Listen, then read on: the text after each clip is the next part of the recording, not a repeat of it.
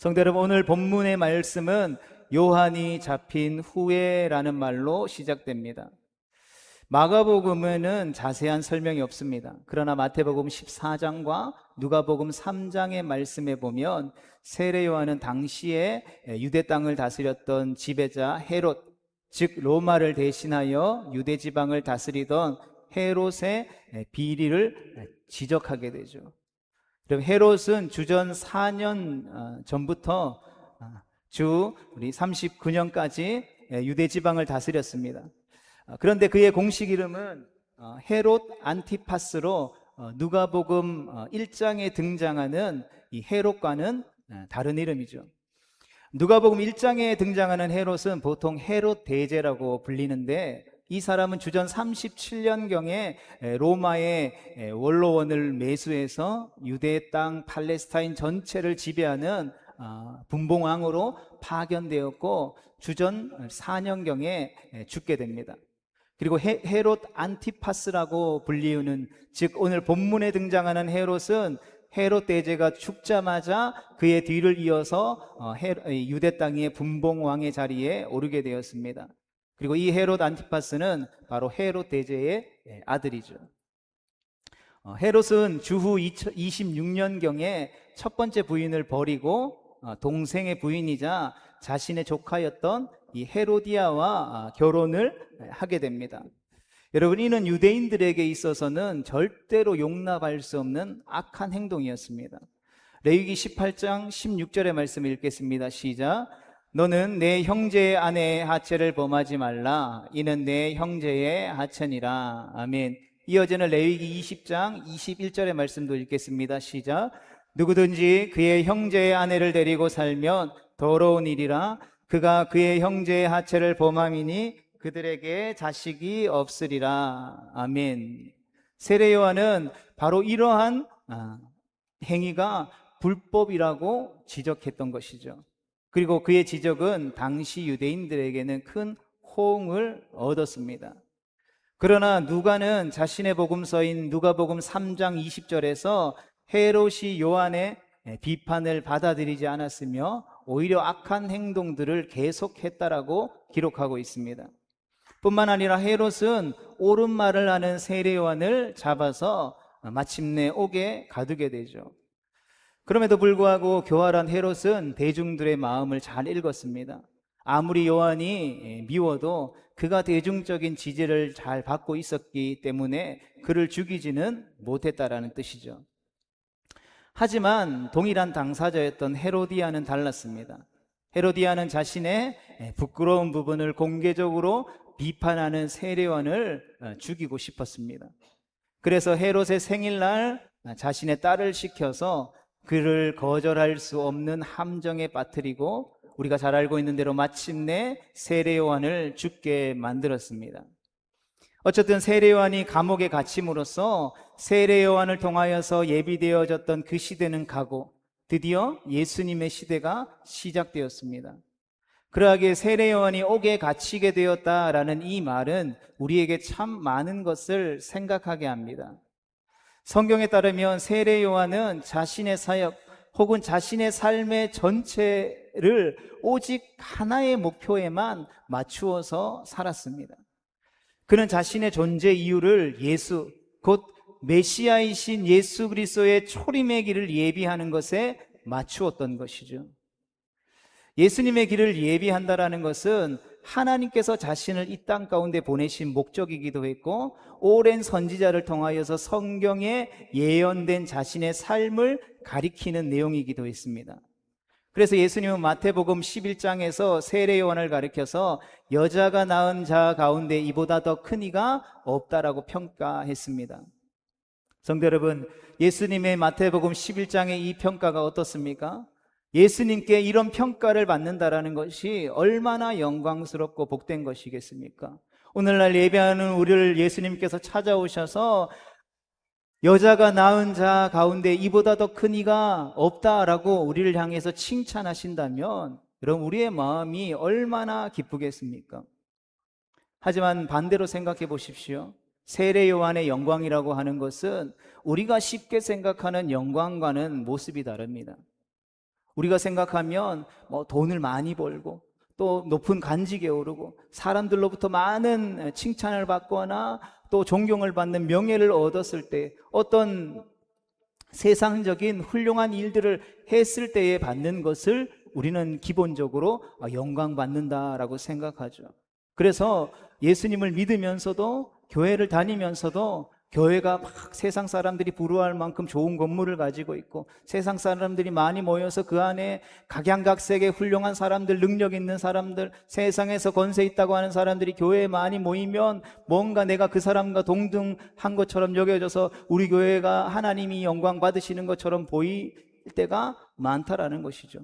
여러분, 그렇게 생각하고 그렇게 교회를 세워나가는 일들이 참 많다라는 것입니다. 그리고 우리의 가정 안에서도 그러한 일들이 많은 것이죠. 뭔가 우리의 자녀들을 잘 키우고 또 좋은 대학에 보내고 좋은 직장에 얻고 뭐 사람들이 부러워할 만한 직업을 가지고 떵떵거리며 살 때 하나님이 영광 받으실 거야 라고 생각하고 가르친다라는 것이죠. 그런데 과연 그럴까요? 세례요한이 받았던, 예수님으로부터 받았던 그 영광은 철저하게 하나님의 영광을 위해서 자신을 희생할 때에 받게 되는 것, 그것도 오직 하나님께만 평가받는 영광이었다라는 것입니다. 여러분, 그는 그것을 위해서 평생 어디에서 살았습니까? 광야에서만 살았습니다. 사람들로부터 칭찬받았습니까? 미움받아야 했습니까? 미움받아야만 했습니다. 그리고 만수를 누리며 살았습니까? 그렇지 않죠. 젊은 나이에 억울한 죽음을 당해야만 했습니다.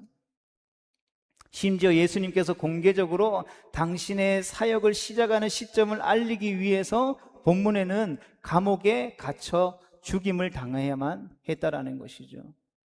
여러분, 소위 이러한 모습으로 하나님의 영광을 드러내는 역할을 해야 하는 경우를 우리는 적지 않게 보게 되는 것이죠. 여러분, 목사인 저조차도 하나님 앞에 하나님의 영광이 가장 중요하다라고 생각하지만, 여러분, 제가 하고 있는 사역들, 제가 하나님의 나라와 영광을 위해서 몸부림치고 있는 것들을 성도들이 아무도 알아주지 않고 세상 사람들이 아무도 알아주지 않고 그 누구도 내가 하는 일을 모른다라고 생각했었을 때에, 여러분, 거기서 찾아오는 절망감과 정막함은 여러분 이루 말할 수 없을 것입니다.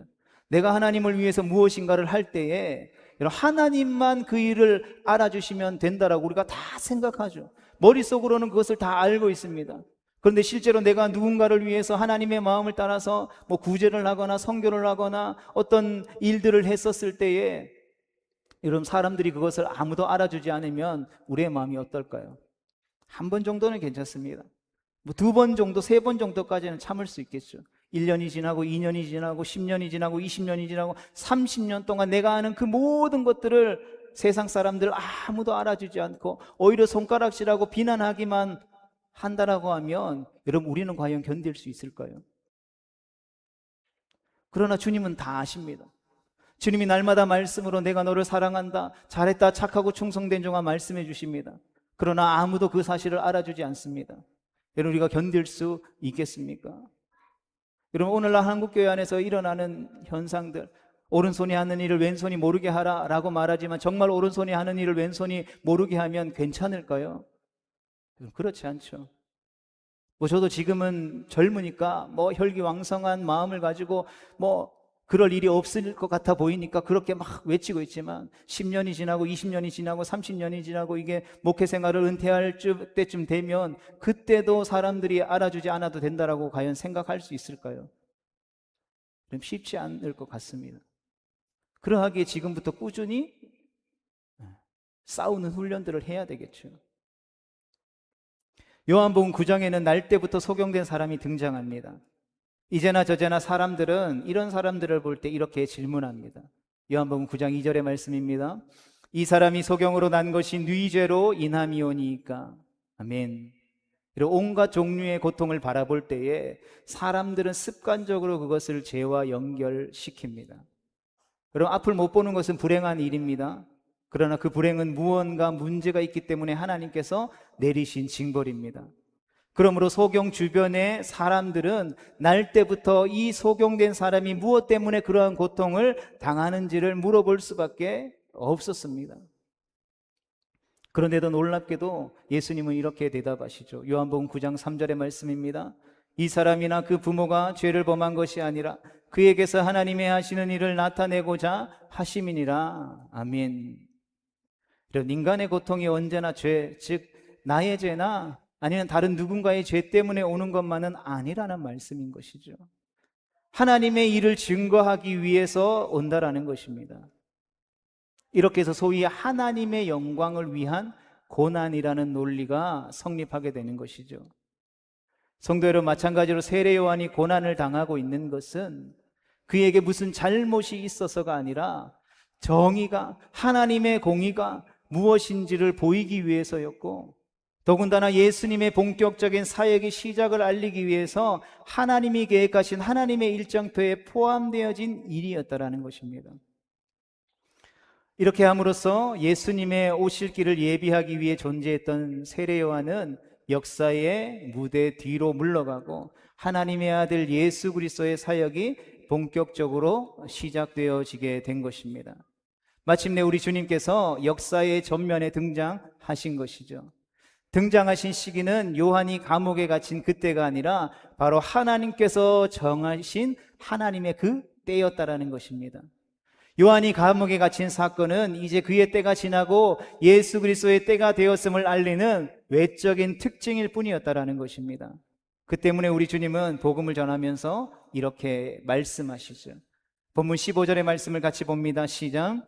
때가 찼고 하나님 나라가 가까웠으니 회개하고 복음을 믿으라. 아멘. 성대로 논리적으로 볼 때 예수님의 메시지의 핵심은 회개하고 복음을 믿으라였습니다. 그런데 우리는 이 회개와 복음이 어디서 난데없이 갑자기 나타나지 않았음을 여전히 놓치지 않고 볼 수 있어야 되겠죠. 예수님의 등장이 하나님의 때가 찼기에, 즉 하나님이 정하신 때가 되었기 때문에 일어난 일이었던 것처럼 이 회개와 복음 역시 예수님께서 즉흥적으로 전하셨던 것이 아니라 치밀하게 태초 전부터 계획된 것이었다라는 것입니다. 아담과 하와가 선악을 알게 하는 나무의 실과를 먹고 에덴 동산에서 쫓겨났던 그 시점부터 하나님께서 계획하셨던 일이었다라는 것입니다. 그러므로 때가 찼다라는 이 말씀은 온 인류와 우주를 구원하시려는 하나님의 계획이 가장 적절하게 실현될 수 있는 때가 도래했다라는 뜻이기도 한 것이죠. 이어서 예수님은 하나님의 나라가 가까이 왔다라고 선언하십니다. 여러분, 하나님의 나라는 단적으로 하나님께서 절대적인 권세와 능력을 가지고 다스리시는 나라를 가리킵니다. 하나님의 주권이 실제적으로 영향을 미치는 곳을 말하는 것이죠.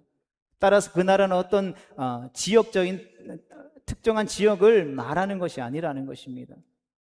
하나님의 주권이 높여지는 곳이면, 하나님 앞에 온전히 드리는 예배가 드려지는 곳이라면 그곳이 어느 곳이든 하나님의 나라가 되어지는 것이죠. 그러하기에 죄로 인해 죽었던 우리가 예수 그리스도의 십자가의 복음을 듣고 우리의 구원자 되신 예수님을 나의 구주로 영접하는 순간, 입술로 고백하는 그 순간, 내 삶의 주인이 나에서부터 예수 그리스도로 바뀌어지는 순간, 회복되어지는 순간, 우리 안에 무엇이 임하는 것입니까? 하나님의 나라가 임하는 것입니다. 그러하기에 하나님의 나라가 임한 우리가 가는 모든 땅, 모든 밟는 곳이 무엇이 되어져야 하는 것입니까? 하나님의 나라가 되어져야 하는 것이죠. 그리고 이렇게 예수님께서 선언하신 하나님의 나라에는 주목할 만한 특징이 있습니다. 마태복음 12장 28절과 누가복음 11장 20절의 말씀을 보면 우리 주님은 그 나라가 이미 이루어졌다라고 말씀하셨습니다. 조금 전 제가 말씀드렸던 것처럼 우리가 예수 그리스도를 나의 구주로 영접하는 그 순간 하나님의 나라가 우리 가운데 이미 임한 것입니다. 그런데 마태복음 8장 11절의 말씀 이외에 복음서의 여러 가지 말씀들을 보면 그 나라는 이미 임했지만 아직도 우리가 기다려야 할 나라라고 말씀하시기도 하셨다라는 것이죠. 즉 하나님의 나라는 이미 이루어졌지만 아직 최종적인 완성을 향해 기다리고 있는 단계라는 것입니다. 이 특징은 우리 성도들의 삶에 긴장이라는 개념으로 실제하고 있는 것이죠. 다시 말씀드리면 하나님의 나라는 이미 이루어졌습니다. 그 나라는 하나님과 그분의 아들 예수 그리스도를 궁극적으로 우리의 삶의 주인으로 인정하고 섬기는 사람의 삶 가운데에, 그들이 모인 공동체 가운데에, 그들이 밟는 땅 가운데에 이미 이루어진 것입니다.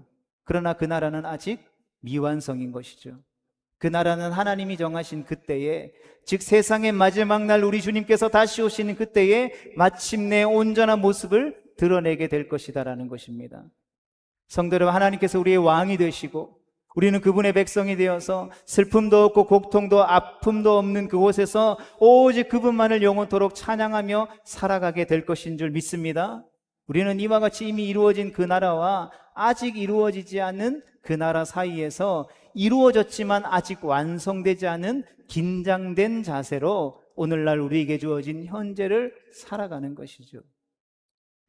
이러한 이미와 아직 사이의 현재를 살아가야 할 우리가 해야 할 일이 있습니다. 그것은 바로 우리 주님의 요구대로 회개하고 복음을 믿는 것이죠. 여러분, 천국에 들어갈 사람들, 하나님의 백성 되어질 사람들이 반드시 거쳐야 할 일이 있습니다. 천국의 첫걸음은 바로 회개하는 것입니다. 회개는 마음을 돌이키고 마음을 바꾸고 죄로부터 돌이키다, 길을 변경하다라는 뜻을 가지고 있습니다. 성도 여러분, 하나님은 어떠한 분이십니까? 하나님은 거룩하신 분이십니다. 그 거룩하시다라는 속성의 의미가 무엇입니까? 하나님께는 죄가 있을 수 없다라는 것이죠. 죄가 있을 수 없다라는 것은 죄 있는 자는 결탄코 하나님과 함께 할 수 없다라는 것을 의미하는 것입니다. 그분께 나아갈 수도 없고 그분과 함께 친밀함을 누릴 수도 없다라는 것이죠. 그러하게 거룩하다라는 말은 죄 있는 자는 절대 그냥 두실 수 없는 하나님의 성품을 의미하기도 한다라는 것입니다. 그러므로 거룩하신 하나님이라고 고백하는 자는 죄를 결코 가벼이 여기거나 죄를 회개하지 않을 수 없는 것이죠. 그래서 회개는 과거에 살았던 우리의 삶의 방식이 틀렸구나라는 것을 깨닫고 그렇게 살았던 지난날의 삶을 아파하는 마음, 그리고 전과는 다른 방식으로 살아가는 삶의 방향을 모두 포함하고 있는 것입니다. 여러분, 우리의 삶에 이러한 모습들이 포함되지 않는 회개는 진정한 회개라고 할 수 없는 것이죠. 그래서 우리가 내가 예수님을 믿고 나서 이전에 살았던 삶의 모습과 동일하게 살아가고 있다라면, 이전에 행했던 일들을 지금도 동일하게 행하고 있다면 우리는 진정한 회개를 하나님 앞에 올려드린 것이 아니라는 것이죠. 우리 안에 하나님의 나라가 이미 임하지 않았다라는 것을 반증하는 것입니다. 그러하기에 예수님을 나의 구주로 고백하는 사람들에게는 반드시 무엇이 있는 것입니까? 간증이라는 것이 있는 것이죠.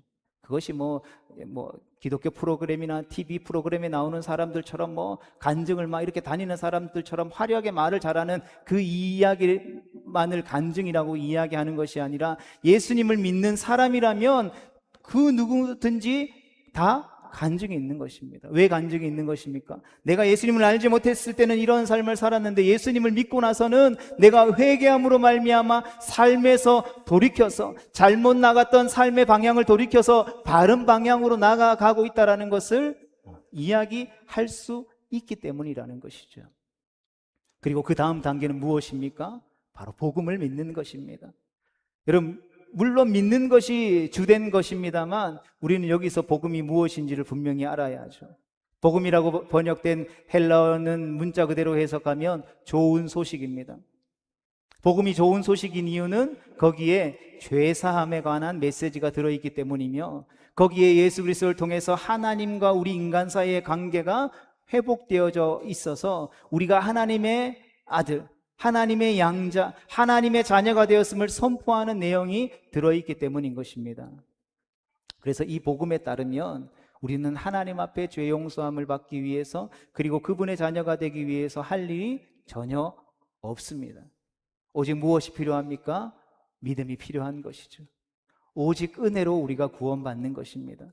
다시 말해서 우리가 죄인이라는 사실, 우리의 죄가 이미 그 아들 예수 그리스도를 통해서 용서받았다라는 사실, 우리가 십자가에 예수님이 못 박히시는 그 사건에 우리 또한 못 박힘으로 말미암아 우리가 그 예수 그리스도께서 십자가에 흘리신 보배로운 피로 말미암아 죄 용서함을 받았다라는 사실, 그 사실을 믿기만 하면 우리는 소위 구원을 받게 되어지는 것입니다. 그러므로 믿음은 하나님께서 우리 인간을 위하여 그 아들을 통해서 이미 이루신 일을 여러분 신뢰하는 행위인 것입니다. 따라서 복음을 믿는 자의 모습은 그 아들 예수 그리스도로 말미암아 그분을 통해서 이제 죄인이 아니라 그분의 자녀가 되어서 하나님과 올바른 관계를 맺으며 살아가는 것이라는 것입니다. 성도 여러분, 우리는 예수님께서 하나님의 때에 맞추어서 공생애를 시작하시는 장면과 주님께서 복음을 전파하기 시작하신 일, 그리고 그분께서 베푸셨던 그 메시지가 무엇인지, 그 의미는 또한 무엇인지를 우리 잠시 살펴보았습니다. 그리고 우리 주님의 사역의 배경이 되었던 세례 요한의 삶 또한 잠시 살펴보았습니다.